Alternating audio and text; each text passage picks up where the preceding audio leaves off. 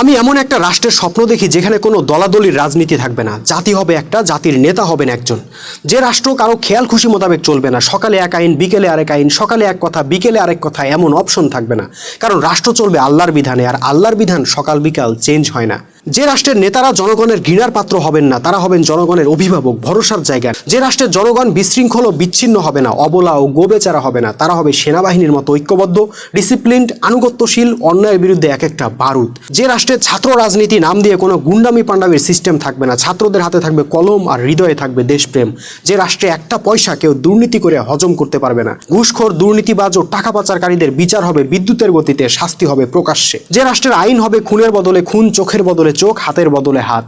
যে রাষ্ট্রে একটা কুকুরও না খেয়ে মারা যাবে না, অসাধু সিন্ডিকেট তৈরি করে জিনিসপত্রের দাম বাড়ানোর কথা কেউ চিন্তাও করতে পারবে না, নিত্যপণ্যের দাম হবে সর্বনিম্ন আর মানুষের জীবনের দাম হবে সর্বোচ্চ।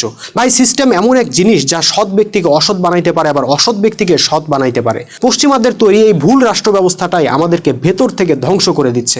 আমাদের ছাত্রদেরকে ছাত্রদের বিরুদ্ধে দাঁড় করাচ্ছে, সরকারকে জনগণের বিরুদ্ধে দাঁড় করাচ্ছে। তাই সবার আগে দরকার সিস্টেম পরিবর্তন। আমাদের ছাত্র ভাইয়েরা কি পারবেন প্রচলিত সিস্টেম ভেঙে আল্লাহর দেওয়া সিস্টেম প্রতিষ্ঠার আন্দোলনে নামতে?